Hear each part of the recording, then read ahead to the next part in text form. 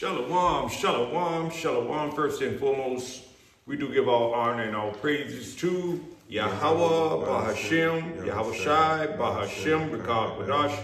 Next, double honors to the elder apostles and bishops of Great Millstone, from whom we've learned this 100% truth. Salutations to the hopeful elect who are scattered in the four corners of the earth, including the speckled birds. Shalom to the sincere sisters who are listening and learning in silence and keeping the order to the best of their ability. Again, shalom. We are, the church of, Tabernacle 4443 coming to you once again with a brief lesson, Lord willing, it will be edifying. We're going to have to go through something, Israel. This is the last captivity that we're going to be going through and going to be under. Then come the rulership, the new rulership. You see, Yahweh Shai's kingdom, you see, and the men, we're praying that, the Lord, bless the elect, the hopeful elect men out here on the highways and the hedges to make it, to endure unto the end. You see, that's what we got to do. We got to endure unto the end. So therefore, we're going to go through some persecution. Persecution is coming. So we look at,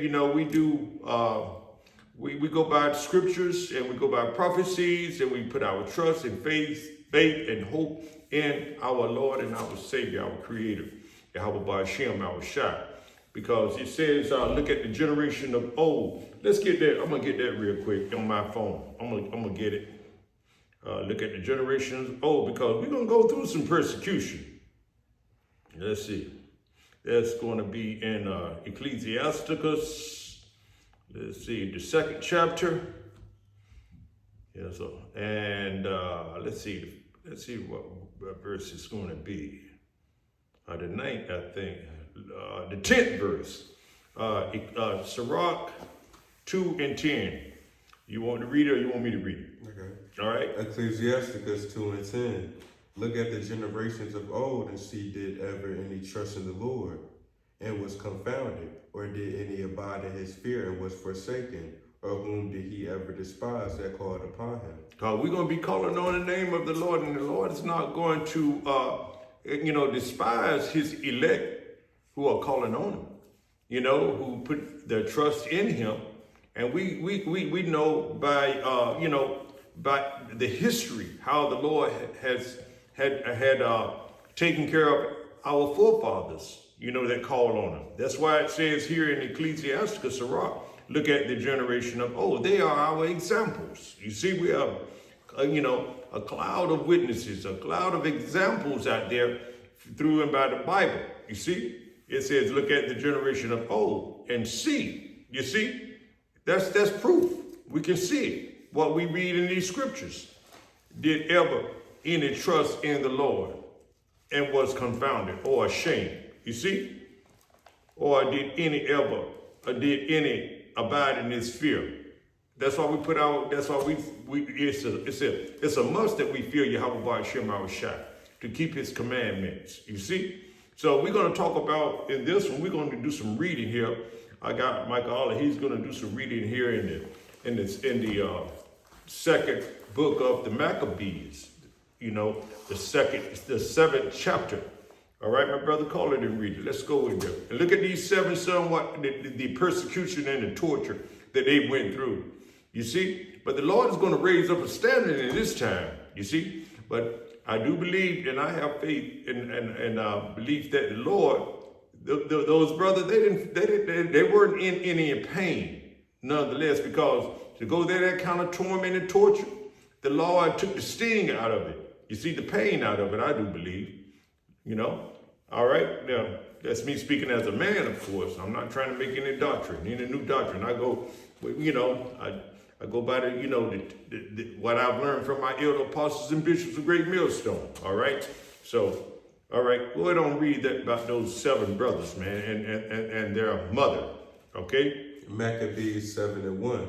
It came to pass also that 7 brethren with their mother were taken and compelled by the king against the law to taste swine's flesh, and were tormented with scourges and whips. See, they were being persecuted because, this is in Antiochus the fourth was warning us, warning our forefathers and our, brethren to, turn from the law, statutes, and commandments. But, so they were tortured for not eating the swine's flesh, you see. But persecution and torture is coming again, Israel, you see.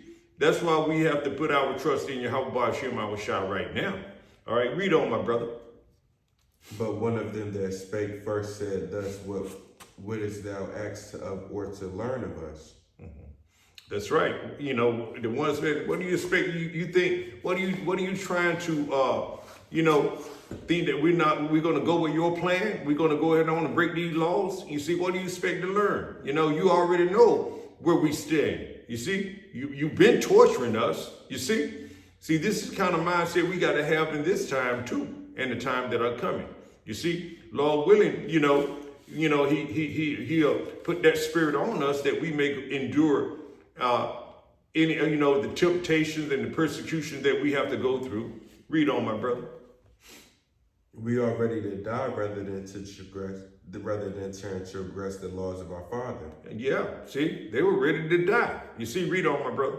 Then the king began, being in a rage, commanded pans and cauldrons to be made hot. Yeah, see, it's just like the three Hebrew boys back in Daniel. You see the 3rd chapter, how they wouldn't worship that image that Nebuchadnezzar erected. I do believe, and it was told to the king that they refused, and then he was enraged about it, Nebuchadnezzar, and told them to heat up the fiery furnace 7 times harder, I do believe, and they were cast down, but they said, whether the Lord would save us or not, we're not going to disobey the Lord and go with, what you want us to go with, roughly paraphrasing, of course. You can read stories in the 3rd chapter of Daniel. All right, read on, my brother. Then the king, being in a rage, commanded pans and cauldrons to be made hot, which forthwith being heated, he commanded to cut out the tongue of him that spake first. The brother that spake first, he cut his tongue out, you see? All right, read on, my brother. And to cut off the utmost parts of his body. Start cutting his limbs off. Read. The rest of his brethren and his mother looking on, now when he was thus maimed in all his members. Yep. And with his family, his other brethren, looking at how he's been, what you call that word, decapitated to something, cutting off the arms, the legs, the knees, things of that nature. That's humiliating as well, you see? But I do believe that Yahweh Hashem Shah, put the spirit on them men, these men and this brother right here to go through it, to endure the pain, or if there were any pain, you see? See, the Lord willing, he'll put that spirit on us that we may courageously do as well as these brothers doing, you see? But we're going to go through some persecution. That's the point of this lesson. And also, too, to put our trust and faith in Yahweh Hashem Shah, because these things has happened to our people in the past. You see, these are examples for us to build our faith on. You see, these are faith-building examples for us. How the Lord, bless us to bless those men to go through that kind of persecution, that suffering, that humiliation. You see, read on, my brother. He commanded him, being yet alive, to be brought to the fire and to be fried in the pan. And as the vapor of the pan was for a good space despised, they exhorted one another with the mother to die manfully, saying thus: The Lord thy power looketh upon us, and in the truth have comfort in us. That's right. See, the truth is comfort in them. That's what the Lord is, the mother, the Lord put the spirit on that mother and said, it's encouraging her son to endure, my brother, to endure, my son. I'm proud of you. The Lord is comforting us through this, and you too. You see, that's how we have to view this suffering and this persecution that we very well may go through, and that some of us are going to have to endure. You see, read. And as Moses in the song, which witnessed to their faces, declared, saying, and he shall be comforted in his servants. So when the first was dead, after this manner, they brought the second to make him a mocking stock. And when they had pulled off the skin of his head with the hair, They scalped him. Antiochus had his men to scalp the Israelite brother. You see? Why man, that's some harsh judgment that he put, the persecution that he's putting on these men. You see? Read, my brother. pulled off the skin of his head with the hair, they asked him, wilt thou eat before thou be punished throughout every member of thy body? And he was threatening to do him as he did his brother. To decapitate, to cut off his arm, legs, and things of that nature, his limbs, and things of that nature, to torture. You see? So you know that Esau, Edom is the devil that the Bible speaks of. You see, he imagines some heinous, atrocities, torture. He loved to torture. You see? All right, really. He's the devil that come to kill, steal, and destroy. You see? That's why this devil has to be put down. Read, my brother. But he answered in his own language and said, no, wherefore he also received the next torment in order, as the former did. As his brother did, you see? The former it was, you see? As his brother was tortured before him. And also, too, they had started torturing the second brother, you see? But, yeah, read on, my brother. Wherefore he also received the next torment in order as the former did. And when he was at the last gasp, he said, thou like a fury test us out of this present life. But the King of the world shall raise us up. Yeah, he was looking for the resurrection. Yahweh Shem Shai is going to resurrect them. They're going to come back, as the elect, you see? And they're going to come back with superpower as well. You see? All right, read, my brother. After him was the third made a mocking stock. And when he was required, he put out his tongue, and that right soon, holding forth his hands manfully. He said, courageously, these I have from heaven, and for his laws I despise them. Read. See, he's getting tortured too. But he's not going to despise Yahweh Shem Shai's laws. You see, he loved the laws, statutes, and commandments. He despised Antiochus's laws. His, and it says too in Isaiah 10. Woe to them that decree unrighteous decrees, make these laws and things of that nature. You see, to do their wickedness. You see. And that's how these brethren are seeing it too. And the hopefully elect, the elect men out here on the highways in the hedges, some with the head apostles and bishops of Great Millstone right on down to the local camps. Read on, my brother. And he said, courageously, these I have from heaven, and for his laws I despise them, and from him I hope to receive them again. And so much that the king and they that were with him marveled at the young man's courage, for that he nothing regard the pains. Now when this man was dead, also they tormented and mangled the fourth in like manner. So when he was ready to die, he said, thus it is good, being put to death by men, to look for hope from thy power to be raised up again by him. That's how we look. We rather to take the persecution on this side and the humiliation on this side to be raised up with Yahweh Shai at the last end. You see, come back and we're going to, be in our bodies of immortality. You see, read on, my brother. So when he was ready to die, he said, thus it is good, being put to death by men, to look for hope from thy power to be raised up again by him. As for thee, thou shalt have no resurrection to life. Afterwards, see, the Edomites ain't going to have any resurrection of life. You see? they don't have they don't have a place of repentance. They weren't given these laws, statutes, and commandments as it says in Psalm 147 and 19 and 20. You see, they're going right into slavery, and then for 1,000 years, and then they're going to be done away with altogether. You see, read on, my brother. Afterward they brought the fifth also and mangled him. Then looked he unto the king and said, Thou hast power over men.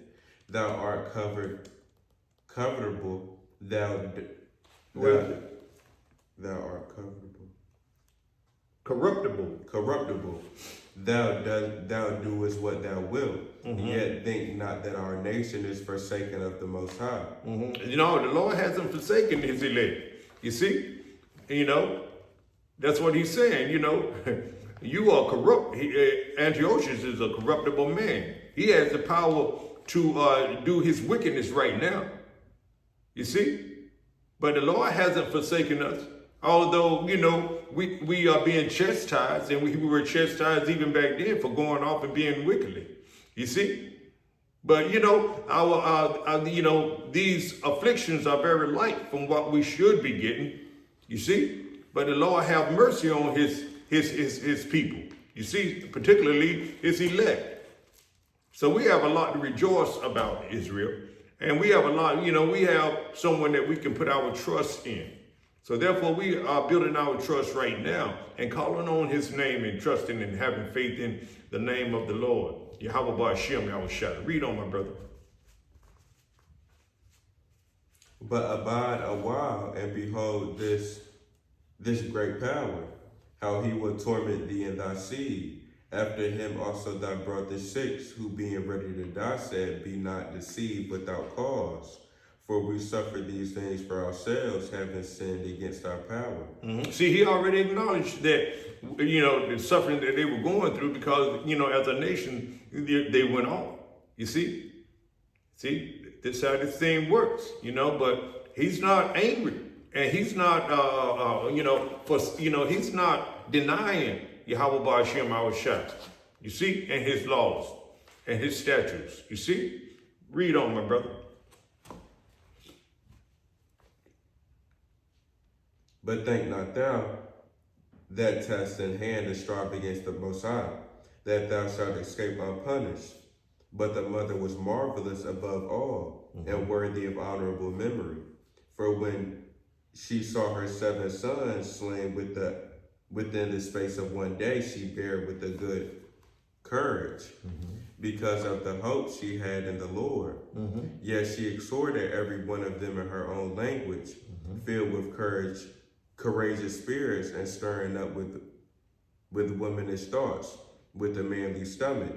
She said unto them, I cannot tell how ye came into my womb, for I neither gave you breath nor life, neither was it I that formed the members of every one of you, but doubtless the creator of the world, who formed the generation of men, and found out the beginning of all things, will also of his own mercy give you breath and life again, as ye now regard not your own selves for his law's sake.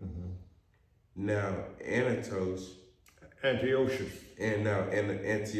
thinking himself despised and suspecting it to be reproachful speech, whilst the youngest was yet alive, did not only exhort him by words, but also assure him with oaths, that he would make him both a rich and happy man if he would turn from the laws of his fathers, and that also he would take him for his friend and trust him with affairs.